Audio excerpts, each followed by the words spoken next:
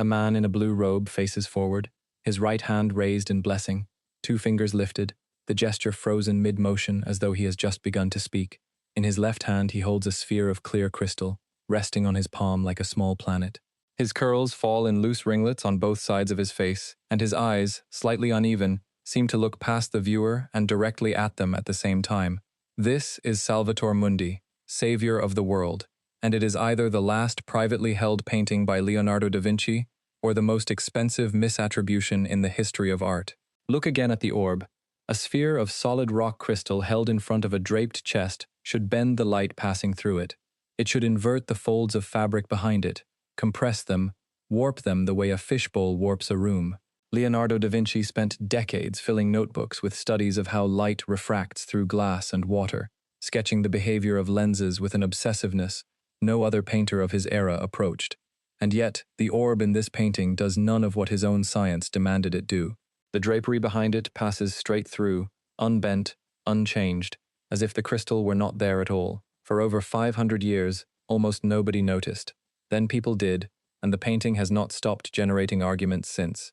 The notebooks themselves survive in the thousands of pages, scattered now across collections in Milan, Paris, and Windsor, and among their recurring subjects is the eye itself, how it receives light, how a beam bends when it crosses from air into a denser material, how a curved surface concentrates or scatters what passes through it. Leonardo drew diagrams of light rays entering spherical containers of water, testing by hand what centuries later would become formal optical theory. He was, by any reasonable account, the single painter of his generation most equipped to render a crystal sphere with scientific precision, which is exactly why the apparent absence of distortion in this particular orb became, for a certain kind of skeptical viewer, the detail that made the whole attribution feel suspect. If the artist who wrote pages of careful observation about refracting light painted a crystal ball with none of it, either he was not the artist, or the orb is not the mistake it first appears to be. If you're enjoying this story so far, don't forget to hit the like button and subscribe. Drop a comment telling me where in the world you're watching from. I love hearing from you. The painting is usually dated to somewhere between 1499 and 1510, a stretch of Leonardo's life defined by restlessness. He had left Milan after the French invasion drove out his patron, Ludovico Sforza, and by the early 1500s he was drifting between Florence, Venice, and the court of the new French rulers who now controlled northern Italy. King Louis XII of France, who saw himself as the rightful heir to the Sforza dukedom, wanted Leonardo attached to his household, and it is in this period, working for French patrons who prized devotional imagery of Christ, that most scholars place the commission for a half-length Salvator Mundi. It was not an unusual subject. Painters across Europe had produced versions of Christ as Savior, holding a globe or a crystal sphere for over a century. What made this one different, if it is what its supporters claim, is the hand that painted it. Leonardo rarely worked alone in the way a modern viewer imagines a solitary genius laboring in isolation. His household included assistants and students who ground pigments, prepared panels, and in documented cases, painted entire sections of finished commissions under his supervision. The most prominent among them was a young man named Gian Giacomo Caprotti, nicknamed Salai, who entered the workshop as a boy and stayed with Leonardo for close to 3 decades. An inventory of Salai's own possessions, drawn up after his death in 1524, lists a painting described only as a Christ in the manner of God the Father, a description vague enough to have fueled decades of argument over whether it refers to this specific panel or to one of the many derivative versions already circulating by that point. What the inventory does confirm is that a composition matching this general description existed within Leonardo's immediate circle during his own lifetime, in the hands of someone close enough to have inherited it directly, rather than surfacing generations later as a posthumous invention with no connection to the master at all. Leonardo worked slowly by the standards of his contemporaries, sometimes catastrophically so. Patrons complained for years about paintings he never finished. He built his figures in thin, translucent layers of oil glaze, applying color the way a fog settles over a landscape, one imperceptible degree at a time, so that the line between light and shadow seemed to dissolve rather than break. Painters call this Sfumato, from the Italian word for smoke, and Leonardo did not invent the general idea of soft transitions in painting, but he pushed the technique further than any artist before him, using it to make faces look as though they were caught in the act of forming an expression, rather than holding one. The Mona Lisa's smile exists because of this method. So does the slight ambiguity in the gaze of Salvator Mundi, an ambiguity that unsettled some of the earliest people who saw the restored painting and made others certain they were looking at a masterpiece. Achieving this effect required a level of patience that few workshops could sustain across an entire commission. Sfumato depends on dozens of nearly transparent glazes built up in sequence, each one allowed to dry before the next is applied, so that the final surface holds a depth no single layer could produce alone. Underneath Christ's face in the restored panel, infrared imaging shows a confident, economical underdrawing, a few quick contour lines establishing the position of the eyes, nose, and mouth before the glazing began, the kind of shorthand a painter uses when the composition is already settled in his mind, rather than being worked out tentatively on the panel. That confidence in the face stands apart from the more hesitant, revised passages elsewhere in the picture, and several conservators have pointed to exactly this contrast as further evidence of a mixed hand, a master working with total certainty on the passages he cared about most, and a less certain assistant filling in the rest under supervision. The technical conditions of panel painting in this period also matter to the story because they explain how a work like this could vanish and reappear centuries later in nearly unrecognizable condition. Walnut panel, the support used for Salvator Mundi, splits along the grain over time, and this panel did split, a long vertical crack running through Christ's forehead that later required a butterfly-shaped wooden brace to hold the two halves together. Oil paint on panel also darkens and yellows as the varnish ages, and by the time this particular painting resurfaces in verifiable historical record, it had been so heavily overpainted, so thickly varnished, and so extensively altered by later restorers, trying to disguise the damage that almost nothing of the original surface remained visible to the naked eye. Whoever painted this work, in other words, had been buried under 4 centuries of well-meaning but destructive intervention. The painting that sold in 2017 for $450 million was not simply cleaned, it was excavated. The rock crystal orb sits at the center of the argument for authenticity, and the argument runs in an unexpected direction. Critics point to the missing refraction as evidence that whoever painted this could not have been Leonardo, since Leonardo of all painters understood optics well enough to get it right. But conservators and several Leonardo specialists read the same detail differently. Solid, unpolished rock crystal, the kind actually used for luxury objects in the Renaissance, behaves in a way that a modern eye trained on cut glass and camera lenses does not expect. Because the sphere in the painting is not faceted or ground into a lens, but left as a smooth, natural, slightly flawed globe of quartz, it does not act as a magnifying or inverting instrument the way a jeweler's loupe would. It produces almost no image distortion at all, only a soft blur and a scattering of small internal inclusions, and infrared examination of the panel shows exactly that. 3 faint white specks inside the orb, painted with the same patient attention Leonardo gave to the internal veining of rocks in his other paintings. Evidence that whoever executed this passage had studied a real piece of rock crystal closely enough to record its natural flaws rather than invent them. Read this way: the orb is not a failure of observation, it is a demonstration of it, and one that a workshop copyist, repeating a composition from memory, would have almost no reason to include. The comparison worth making is with the Netherlandish painters working a generation or two earlier, artists like Jan van Eyck, who also painted convex reflective surfaces, most famously the round mirror hanging on the back wall of the Arnolfini portrait. Van Eyck's mirror inverts and compresses the entire room into a small, distorted, obviously curved reflection, because a convex mirror behaves exactly the way a modern eye expects it to. Solid rock crystal does not behave like a mirror at all, and it does not behave like a modern cut glass lens either, because it lacks the ground facets that create magnification and inversion in a jeweler's stone. It behaves instead like a smoky, faintly milky sphere of stone, transmitting a soft general glow rather than a coherent image, and this is precisely what the panel shows. Optical researchers who have modeled the physics of an actual rock crystal sphere this size, positioned this close to a draped chest, have found that the visible distortion would be minimal at normal viewing distance, reduced mostly to a faint blur along the edges and a scattering of internal light. Whether Leonardo calculated this precisely or observed it directly from a real object placed in front of him in the workshop, the underlying physics of the choice hold up far better under scrutiny than early critics assumed. The deeper evidence, though, is not what the orb gets right. It is what lies underneath it, and underneath the rest of the panel, invisible until infrared reflectography and X-ray fluorescence scanning let conservators look through the paint layers to the underdrawing beneath. When Diane Modestini, the conservator who carried out the major restoration of the panel beginning in 2007, examined the work under this kind of imaging, she found pentimenti, the term for changes a painter makes and then paints over, visible only because the layers above have thinned with age, or because scientific imaging can see past them. Christ's blessing thumb, in the underdrawing, was positioned differently than in the final painted version, angled slightly, then shifted. The position of the robe's fold across the chest changed as well, redrawn at least once. These are not the kind of changes a copyist makes.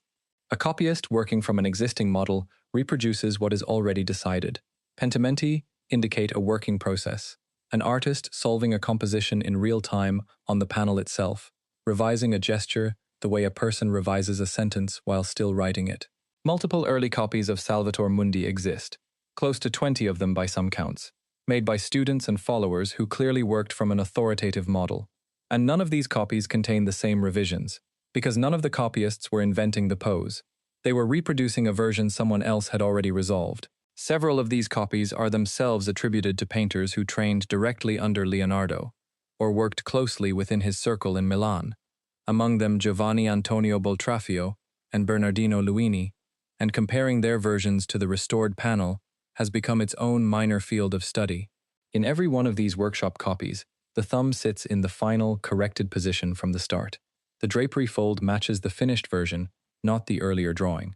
This pattern is consistent with what happens when a composition already exists as a finished, admired original that other painters are instructed to reproduce faithfully, rather than what would happen if 20 independent artists all happened to make the identical revision on their own. The physical condition of the panel, when it entered conservation in 2007, makes the survival of these pentimenti harder to dismiss.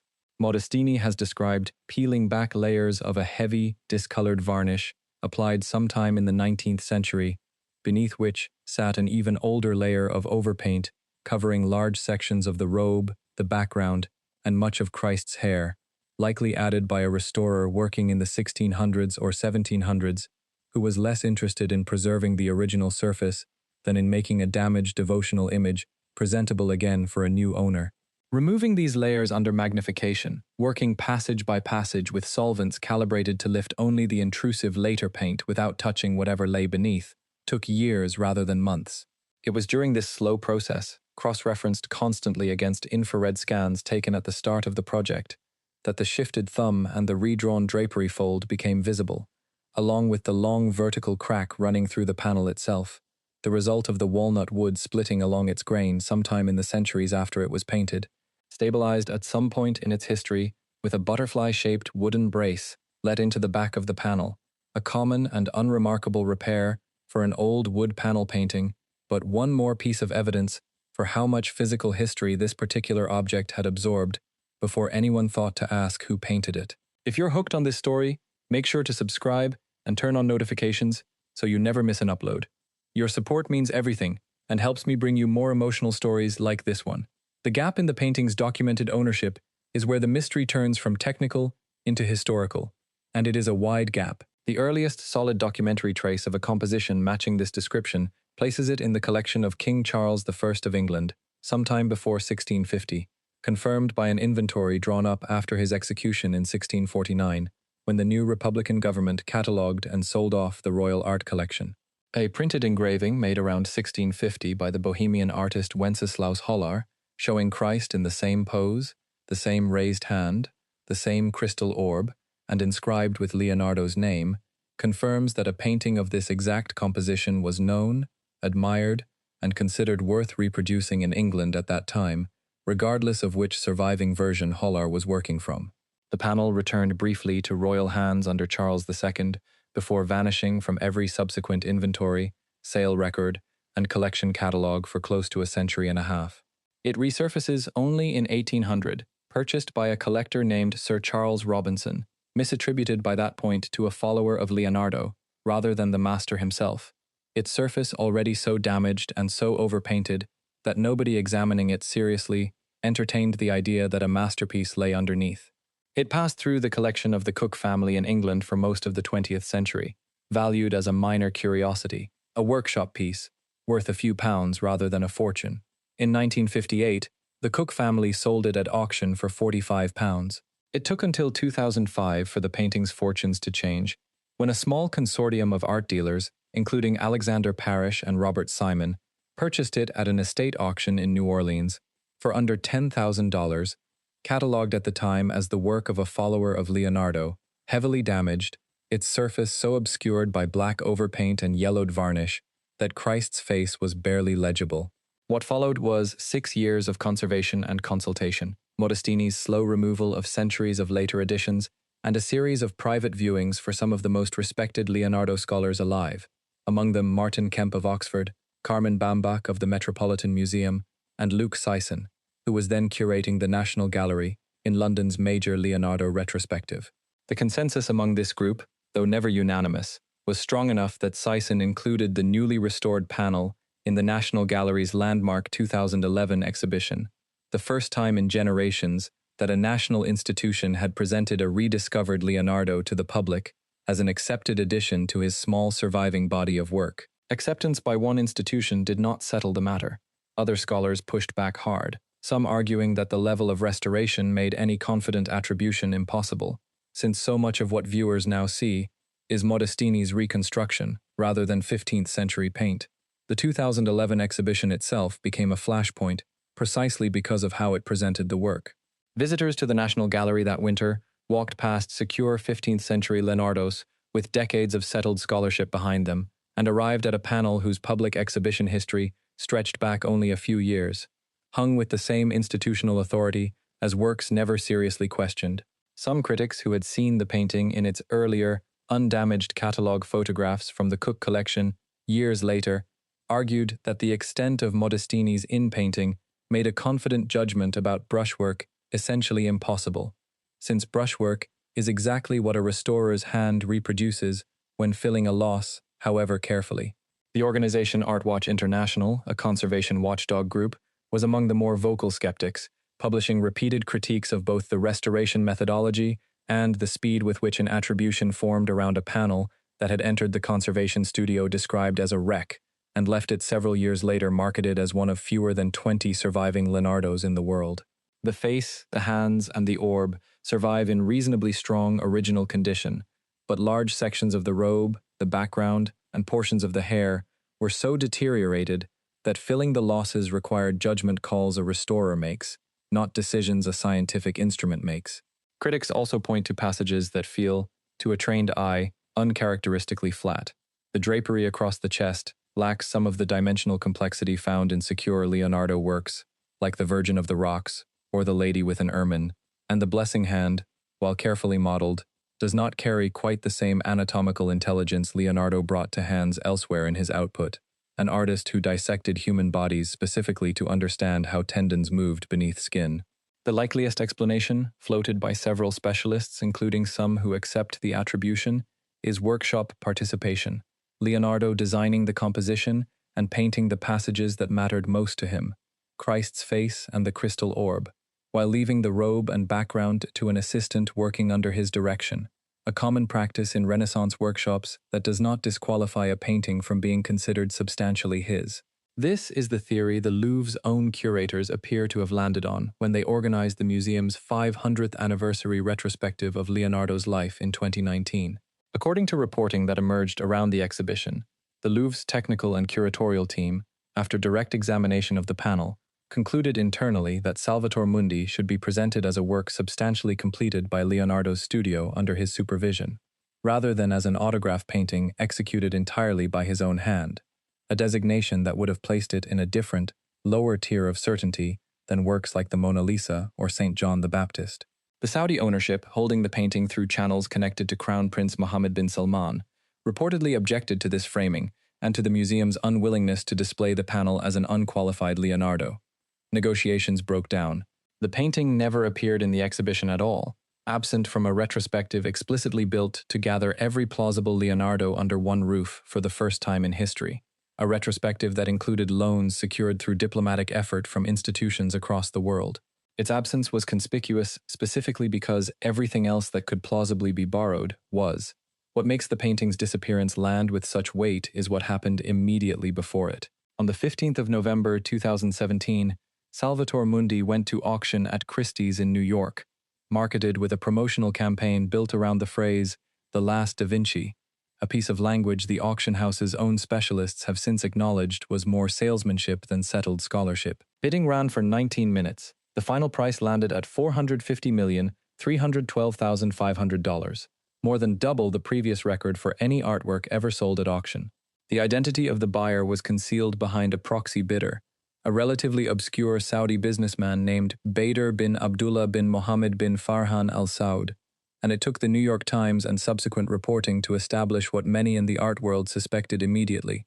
The true buyer was Crown Prince Mohammed bin Salman himself, and the painting was intended for the newly built Louvre Abu Dhabi, a museum that had licensed the Louvre name and drawn on French curatorial expertise as part of its founding agreement. The record price did not settle the debate over authorship. It amplified it. Journalist and filmmaker Ben Lewis spent years investigating the painting's rediscovery and sale for a book that traced how a panel bought for under $10,000 became the most expensive artwork in history, and his account raises pointed questions about how much of the certainty presented to the bidding room in New York reflected settled art historical consensus versus a marketing effort assembled by an auction house with every financial incentive to describe the panel as the last available Leonardo on Earth. Critics writing for major publications in the days after the sale were often blunter still, several describing the painting's face as competent but flat when set beside works whose attribution has never been questioned, and pointing out that Christie's own condition report, available to serious bidders before the auction, acknowledged extensive damage and restoration in language considerably more cautious than the marketing campaign built around the sale. The painting never made it to the wall in Abu Dhabi. A planned unveiling in September of 2018 was postponed without explanation and never rescheduled. Since the auction, Salvator Mundi has not been shown to the public a single time. Rumors have placed it aboard the Crown Prince's private yacht, the Serene, moored in the Mediterranean.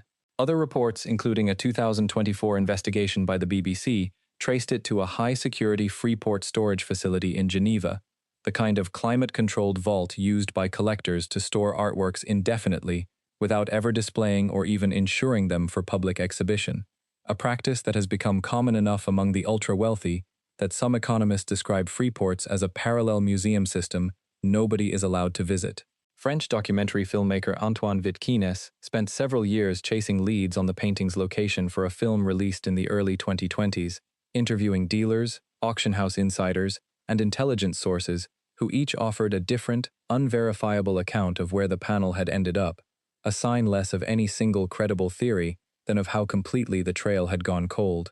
What all of these accounts agree on is the basic shape of the situation: a painting purchased for the express purpose of public display, marketed to the world as the last available work by history's most famous artist, has instead spent longer out of public view since its sale than the 6 years it took to restore it in the first place. Reports have suggested Riyadh's planned new Museum of World Cultures, expected to open around this period, might eventually become the painting's permanent home, but nothing has been confirmed, and the pattern established since 2017 suggests that confirmation, when and if it comes, will arrive on the owner's schedule rather than the public's. For now, the only images of Salvator Mundi available to anyone outside that small circle are the ones taken during its final public exhibitions and the official auction photography from 2017, reproduced endlessly online, examined pixel by scholars and amateurs alike, standing in for an object none of them have any way to see in person. What this leaves behind is a painting that occupies an unprecedented position in the history of art. It is, depending on which expert is speaking, either the last privately owned work by history's most studied artist, or an expensive attribution built on restoration and hope. It is the most expensive object of any kind ever purchased at public auction, and it has not been seen by a single member of the public since the gavel fell. The scholarly argument over its authorship has not been resolved by further access, because further access has not been granted. Martin Kemp, one of the most respected Leonardo specialists in the world and a defender of the attribution, has said publicly that he stands by his assessment and has had no updated opportunity to examine the panel since its disappearance. The Louvre's internal position, based on direct technical study of the actual object under laboratory conditions, both the closest and most skeptical look any major institution has taken, remains the most rigorous assessment on record, and it falls short of full endorsement. Neither side has new evidence to bring, because the only evidence that could resolve the question, the panel itself, sits behind a door nobody outside a small circle of people connected to its owner is permitted to open. Occasional reports surface of private viewings arranged for select scholars or potential future exhibition partners, but none of these have been independently confirmed, and none have produced updated technical analysis or new publications from the specialists whose earlier assessments still define the terms of the debate. There is something almost fitting in this, even if it was never the intention of anyone involved. A painter obsessed with the behavior of light, who spent a career studying how the eye receives and interprets an image, produced or helped produce a picture of Christ whose gaze seems to track the viewer from nearly any angle in the room, an effect achieved through careful, empirical control of where the pupils sit relative to the surrounding iris. That same picture, once rediscovered, restored, argued over, and sold for a sum that reshaped the entire art market's understanding of what a single object could be worth, has spent almost a decade being looked at by no one at all. The gaze that was built to follow a room now follows an empty vault, or a private deck, or a storage crate in Geneva, depending on which account you believe. The painting still exists. Its location does not. What the painting demonstrates, whoever ultimately painted it, is how thin the line runs between a masterpiece and a forgotten object, and how much of the difference depends on decisions made centuries after the artist's death, which auction it happens to land in, which conservator takes on the restoration, which scholars are shown the panel first, which institution is willing to stake its reputation on an attribution that can never be proven beyond dispute. Salvator Mundi passed through the hands of an English king, a bankrupt aristocratic family, and an anonymous buyer at a £45 auction before anyone thought to ask whether the smoke-soft face beneath the grime belonged to Leonardo da Vinci. Consider what almost happened instead. Had the Cook family's descendants sold the panel to a different buyer in 1958, one without the patience or the funds to pursue a serious conservation effort, it might have remained catalogued as a damaged workshop piece indefinitely, its underdrawing never scanned, its Pentimenti never compared against the surviving copies, its case for authorship never argued in front of the specialists whose opinions carry weight in this field. Had the New Orleans Consortium in 2005 lacked the connections to bring the newly cleaned panel in front of Martin Kemp and Luc Sisson before, rather than after forming their own conclusions, the National Gallery might never have included it in the 2011 retrospective. And without that institutional validation, it is difficult to imagine Christie's building a 9-figure marketing campaign around a painting still catalogued as a follower's work. Every step in the chain that turned a £45 curiosity into a $450 million object depended on a specific person making a specific judgment call, any one of which could easily have gone differently. It took 500 years, a scientific method Leonardo himself helped originate, and a market willing to spend nearly $500 million on the possibility for that question to even be asked seriously. It still has not been answered. The panel that could answer it is the one thing, in an age when almost every masterpiece on Earth can be examined in ultra-high resolution from a phone screen, that nobody outside a very small circle is currently allowed to see. Thank you so much for watching until the end. If you loved this story, check out the other videos on your screen now. I think you'll really enjoy them. And don't forget to subscribe if you haven't already. See you in the next story.